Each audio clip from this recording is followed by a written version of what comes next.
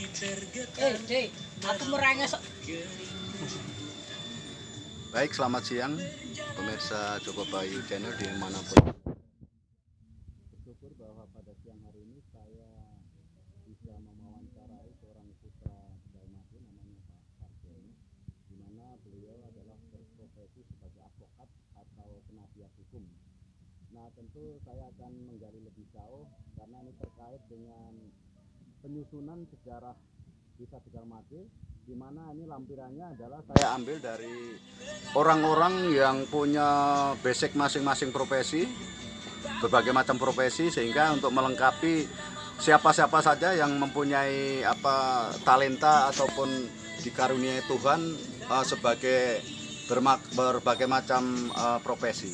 Oleh karena itu saya akan berbicara lebih jauh, ngobrol-ngobrol pas dengan Pak Sarjono pada siang hari ini, tepatnya di tepian Desa Karangmuni ya. Baik, selamat siang Pak Sarjono. Selamat siang. Ya, terima kasih sudah berkenan berwawancara dengan Joko Bayu Channel pada siang hari ini. Tentu kita ngobrol-ngobrol ringan saja, ngobrol-ngobrol lepas seputaran bagaimana sih seorang profesi advokat, mulai dari awal pendidikan dasar sampai kepada mencapai gelar S1 sarjana hukum ya. Pak Sarjono, nama lengkapnya siapa Pak Sarjono? Cuma Sarjono saja. Sarjono Orang saja. desa ya. Panjenengan alumni dari mana Pak? Dari Universitas 11 Maret Surakarta. Tahun berapa Tahun Pak? 1988. 88 ya, berarti cukup lama. Lahir di Desa Tegalmati Pak ya? Iya betul. Umurnya berapa Pak Sarjono? Ya kira-kira 57 tahun. Berarti masih advokat muda ya. Luar biasa di pemirsa sekalian, ini seorang putra Dalmati akan menceritakan bagaimana suka duka sebagai berprofesi sebagai seorang advokat. Lulusan tahun 88 ya Pak ya? Iya. Di Universitas Negeri Surakarta 11 Maret dan meraih gelar S1. Iya. Pak Sarjono, saya ingin mengetahui lebih jauh tentang basic penjenengan secara pribadi, khususnya pendidikan Pak. SD-nya di mana Pak? SD, SMP dan seterusnya. SD saya di Tegalmati, SD Tegalmati 1. Terus SMP-nya SMP Negeri Bekunang. SMA-nya SMA Negeri 1 Sukoharjo, dan lulus dari Fakultas Hukum Universitas 11 Maret tahun 1988. Panjenengan putranya siapa Pak Sunnya? Pak Sarjono. Saya putranya Pak Kartodiarjo, yang lebih kondang di Pak Kartodiono. Pak Kartodiono, Ya, yang Tegalmati. rumahnya itu di Perapatan Dalmati. Ya, Saya tahu juga seorang putra Pak Giono jadi dokter Pak, sudah Ya, Pak Dokter Wiono. Wiono ya Pak. Ya. Iya. Nah, tentu dalam perjalanan pendidikan panjenengan, tentu waktu mulai kecil tuh semua orang ya, Mas Sarjono itu ada semacam cita-cita. Apakah pernah menjadi cita-cita sebagai seorang ahli hukum, Pak? Enggak pernah sama sekali. Apa terpaksa dalam tanda kutip? Enggak betul. Itu kan dulu itu kan ya dunianya kita, dunia kan lain. Dunia kita waktu sekolah itu SD sampai SMA itu masih angon itu loh, menggembala ya kerbau itu, mengembala kambing. Jadi kan apa? Situasi keadaan di desa itu kan kayak gitu. Jadi pikiran itu kita kan cuma seputaran sebatas ke di desa itu loh. Jadi belum ada apa ya, Gambaran. luas gitu loh. Panjenengan memutuskan setelah SMP, SMA, terus mau kuliah itu panjenengan memang mau pingin kuliah atau bapak yang menyuruh kuliah? Saya sendiri yang Oh, berarti ada punya cita-cita untuk melanjutkan jenjang yang lebih tinggi sebagai seorang mahasiswa dan menempuh pendidikan jalur hukum Pak ya? Iya. Ya. Pak Sarjono, panjenengan putra asli Dalmati ya?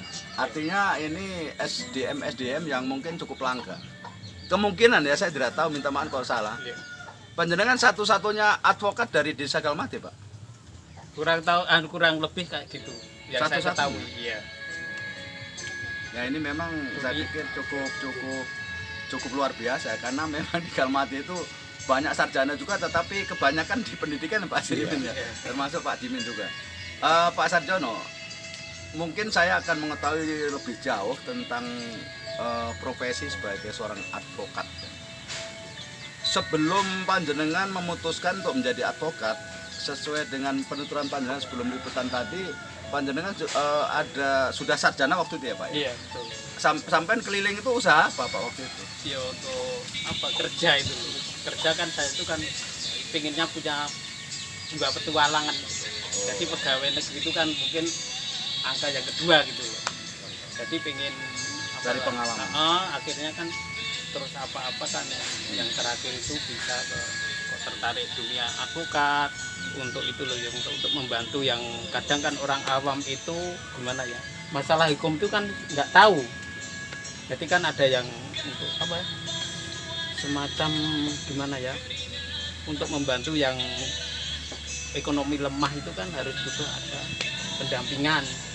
Jadi biar mulai hukum gitu loh maksudnya kayak gitu. Itu artinya saya juga punya kawan seorang advokat cukup terkenal, itu ketuanya malah di NTT itu Bapak Heri Batelio SHM Hum nggak salah. Beliau sekarang mengelola sebuah advokat itu, saya tidak tahu namanya apa itu, tetapi sampai sekarang masih eksis. Nah untuk profesi advokat sendiri Pak, ternyata setelah saya tangkap dari pembicaraan panjenengan tadi tentang cita-cita menjadi seorang advokat itu sangat luhur dan mulia kalau menurut saya, karena di situ akan memperjuangkan hak-hak hukum seorang tersangka biasanya ya.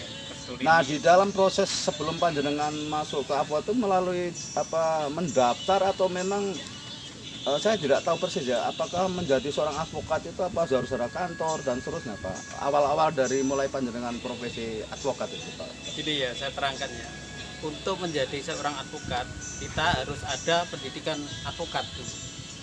Jadi harus ada pendidikan dulu, biarpun syarat utamanya kan sarjana hukum. Oh ya ya. Ya itu ada pendidikan advokat selama 6 bulan. Terus nanti habis pendidikan kan ada ujian, untuk ujian calon advokat itu.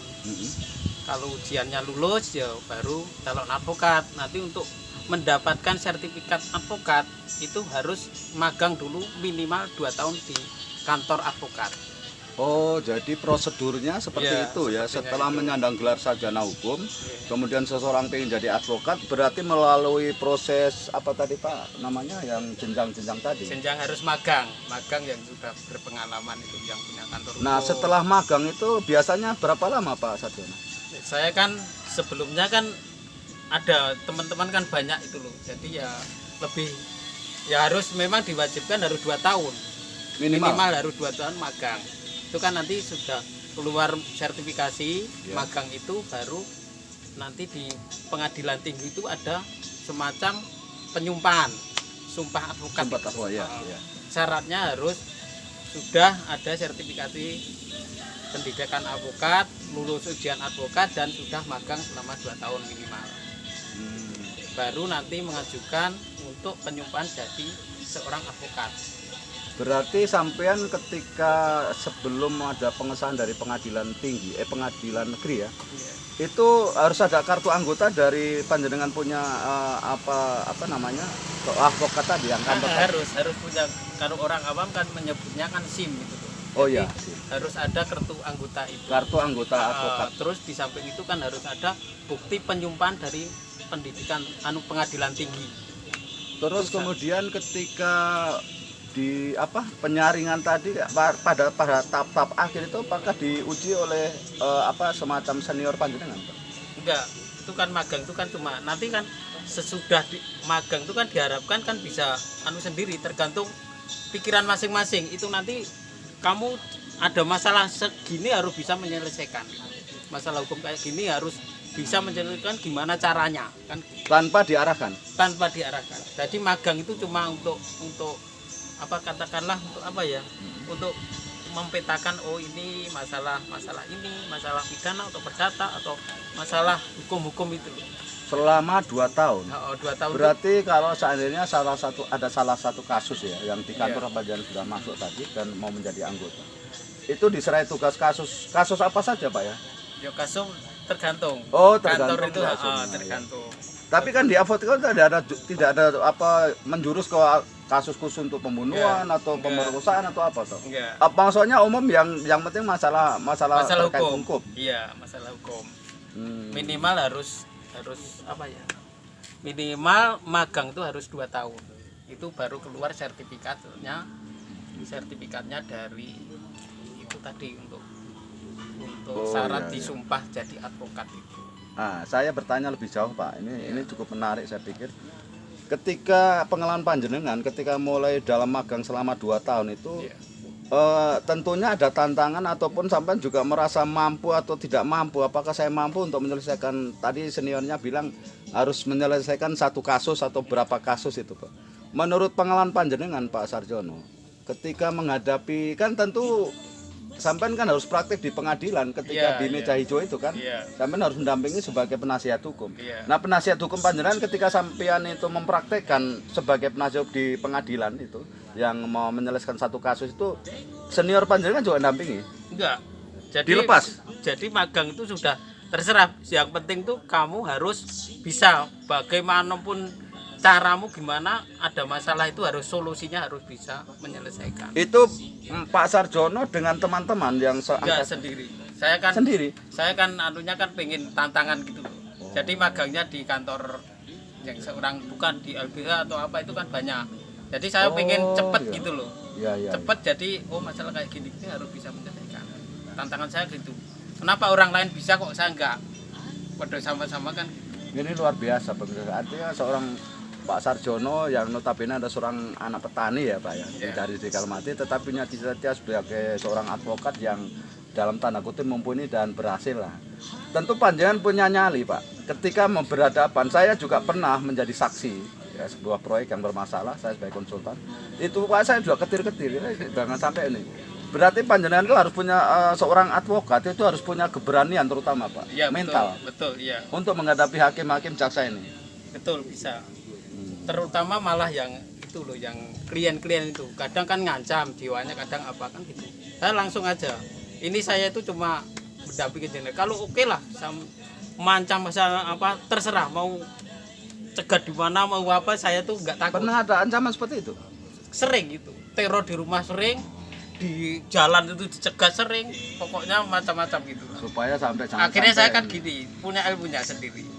Itu sudah, nanti kalau emosinya dia itu sudah saya pegang, akhirnya kelepek-kelepek. Jadi gini-gini akhirnya malah bagus. Hubungan itu kita bisa semacam apa ya, trik trik. sebagai ini. Jadi untuk gini, bisa, asal kita benar itu kan tergantung itu marahnya kayak apa. Diam saja dulu. nah, tentu kan sampean kan saya lihat, karena adik saya Ibu Tri dengan Mbak Dian itu juga seorang di pengadilan tinggi dan pengadilan negeri ya. Iya. Ketika kan panitera sekarang, Iya. saya lihat tuh bukunya tebal-tebal begini Pak. Saya lihat ini apa dibaca semua atau bagaimana, saya juga tidak tahu. Ini menurut Pak Sarjono memang sebuah tuntutan kasus itu harus dipelajari betul semua satu tebal itu Pak. Betul. Itu kan nanti kita bisa apa ya? Buku setebal itu kalau pembelaan itu kan harus kita kan jeli-jeli untuk pembelaan. Oh, ini celah-celah untuk masuk untuk membela klien itu kan ada. Tapi tidak perlu dibaca seluruhnya. Ya seluruhnya, tapi nanti ini sudah alurnya itu sudah ngikuti gitu loh. Jadi kan masalah kasus itu kan sudah dikuasai dulu gitu. Jadi nanti bisa berjalan sendiri secara alami, tergantung Jadi improvisasi kemudian menggunakan trik-trik tadi dan tentu kecerdasan Mbak ya, kecerdasan di dalam melihat masalah kasus yang dihadapi. Jadi itu kan nanti endingnya gimana itu kini sudah ada gambaran gitu. Saya lakoni sekarang itu kayak gitu. Mumpung kalau nggak ada itu, prediksi saya gini kok nggak masuk, itu berarti ada gini kan gitu, ada tanda tanya, itu merasa saya. Ini prosedur Pak. Ya. Ketika saya juga ingin tahu lebih jauh tentang prosedur, seandainya saya bermasalah tersangkut hukum, kemudian saya mau minta bantuan kepada seorang penasihat atau advokat, pergi ke panjenengan, itu syaratnya apa saja Pak sebenarnya? Syaratnya cuma surat kuasa khusus saja. Saya membuat surat kuasa sampean untuk serahkan semuanya kepada sampean. Jadi nanti ketika diperiksa di pengadilan, dalam proses pengadilan yang panjang itu, berarti saya tetap hadir juga. Hadir bisa, enggak bisa, tergantung nanti waktu dihadirkan. Biasanya kalau kesaksian itu harus lebih baik, harus hadir. Soalnya nanti kan pengacara kan tahunya kan dari cerita itu, tapi dalam perjalanan itu sudah sah sidang itu, tanpa kehadiran seorang tersangka. sudah sah. Itu kan sudah dikuasakan saya. pembelaannya kan itu surat kuasa khusus. Ya. Jadi tergantung surat kuasa khusus itu nanti yang dikuasakan apa saja gitu. Ya ya. Kita berbicara lebih jauh lagi Pak Sarjono. Ini saya pikir juga cukup menarik untuk diketahui yang biasanya awam hukum lah. Karena memang setahu saya sering ketemu juga advokat di Kupang terutama itu anak-anak muda semua yang lulusan S1, S2 itu saya sering ketemu mereka dan saya sering berdiskusi ya, walaupun saya juga orang teknik tetapi saya ingin tahu lah paling tidak mengetahui bagaimana proses hukum, kemudian kalau tersangkut hukum dan seterusnya itu. Nah Pak Sarjono, tadi masalah nyali ya Pak ya, itu harus mutlak dimiliki oleh advokat Pak? Harus. Mental pertama itu ya canggung, maju gak, tapi ya itu kan alami, nanti terseleksi dengan sendirinya secara alami. Yang penting dengan banyaknya kasus. Yang penting Pak Sarjono itu sebelum menangani sebuah kasus, sampai harus tahu persis detail ceritanya. Itu tadi gambar aja itu sudah masuk. Oh saya petakan sini. Terus nanti kira-kira celah-celah di mana sampai iya, masuk betul. ke situ. Ya, jadi pembelaan yang meringankan umpama ini masalah pidana ya. Pembelaan itu kan ada pasal yang apa? Ini kok masih ragu itu kita nanti bisa berpikir logikanya gimana seperti main catur itu. Karena jaksa itu mainnya kayak apa kan gitu. Kita kan makili klien yang terdakwa kena kasus. Pak Sarjono, ini ketika panjenengan menyelesaikan kasus itu kira-kira sepanjang pengetahuan selama praktek ya, istilahnya praktek tadi ya. Yeah. Yang 2 tahun itu pernah menyelesaikan berapa kasus? Sampai berhasil atau kadang-kadang tidak berhasil, Pak? Ya berhasil, alhamdulillah berhasil. Semua bisa berhasil? Berhasil, iya. Oh, iya. Berarti memang setelah proses tadi istilahnya magang tadi selama 2 tahun, itu menjadi penilaian bagi apa yang termasuk senior panjenengan nanti. Oh ternyata kamu bisa kan gitu. Jadi magang itu ya kawas condro di mukanya itu loh. Penggodokannya di situ. Penggodokannya di situ. Jadi lulus ujian advokat langsung magang 2 tahun itu. Itu sudah kalau sudah situ tuh sudah dikongkoni yang senior itu. Diperintah kemana kemari pokoknya kamu harus bisa. Itu ya karena atas penilaian dari prestasi penyidikan ketika menyelesaikan sebuah dan ternyata Pak Sarjono bisa menyelesaikan dan tuntas dan si tersangka bebas ya kadang masuk juga orang awam itu kan ngertinya kan kalau dibela pengacara kan bebas. Tapi enggak itu kan tergantung orang namanya melakukan perbuatan hukum itu kan pasti kan ada undang-undangnya hukum berapa tahun. Jadi kita cuma untuk meringankan aja, iya. bukan membebaskan. Gitu. Tapi juga ada sampai bebas ada. Ya ada, alhamdulillah ada. Itu bayarnya besar berarti. Nah, itu relatif. Ya, ini perbincangan yang sangat menarik pemirsa sekalian. Saya pikir saya juga baru mengetahui lebih jauh ketika berbincang dengan Pak Sarjono sebagai seorang advokat. Saya mohon maaf Pak, kira-kira profesi advokat itu ya untuk menghidupi keluarga ini cukup Pak ya? Ya alhamdulillah tergantung. Satu kasus kan bisa 1 tahun Pak. Kalau besar, kalau kecil juga. Oh iya. Kalau pidana atau apa tergantung. Lebih besar di perdata ya? Enggak bisa, itu kan kepercayaan. Jadi nilainya itu kan jasa itu kan enggak bisa. Tadi Pak Sarjiman menyinggung perdata dan pidana, perdata dengan pidana. Itu bedanya di mana Pak? Sampai juga pernah membela kasus perdata juga? Ini sebagian besar tuh malah saya perdata.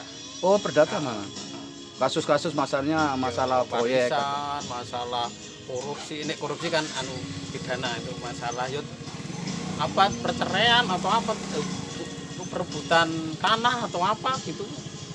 Terus yang ini sebetulnya tanahnya orang ini kok bisa atas nama ya itu kan harus bisa itu masuk dalam bidang perdata. Ya. Kalau pidana itu ya masuk korupsi kemudian pembunuhan dan itu, Pak Sarjono, saya akan tanya lebih jauh. Panjenengan pernah menangani kasus pembunuhan Pak? Selama ini? Ada pernah, tapi kan terus itu kan waktu magang itu. Terus akhirnya yang itu kan agak terus diganti oleh yang punya kantor itu. Sama-sama lah gitu. Artinya diambil alih. Ya lah kan dialihkan. Ini kalau masalah pidana itu kan harus betul-betul harus sudah berpengalaman kan gitu. dan termasuk nyalinya besar juga. Kan? Iya. Iya tialu. Jadi lawan itu kadang teman saya itu ada ya. Kan pidana menang, tapi akhirnya dia nggak diteror sama keluarganya lawan itu. Akhirnya dia apa? Jadi depresi. Itu pernah itu teman saya. Ketika menangani sebuah kasus pembunuhan dengan kasus perdata maupun kasus yang lain itu Pak ada tantangan-tantangan dan ada perbedaannya tingkat keringanan keberatannya itu beratnya.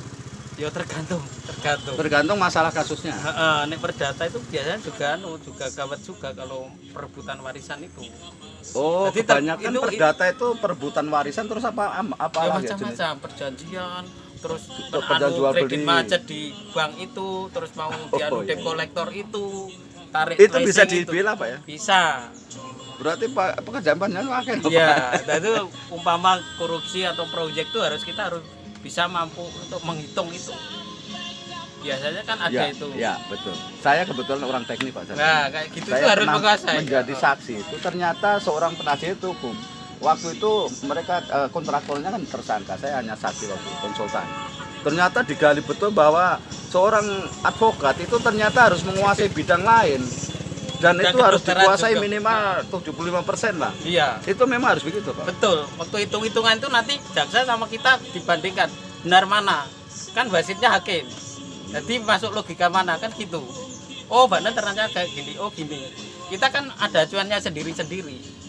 Jadi kan nggak hantam kromong kayak gitu. Ada undang-undangnya untuk kayak gitu. Jadi dasar hukumnya itu loh. Untuk pembelaan kayak gini. Saya pernah dengar tentang saksi ahli itu fungsinya apa Pak? Saksi ahli itu kan biasanya kan untuk yang kasus-kasus tertentu khusus spesial itu harus Yang ada. kira-kira jaksa hakim Belum. penasihat bingung.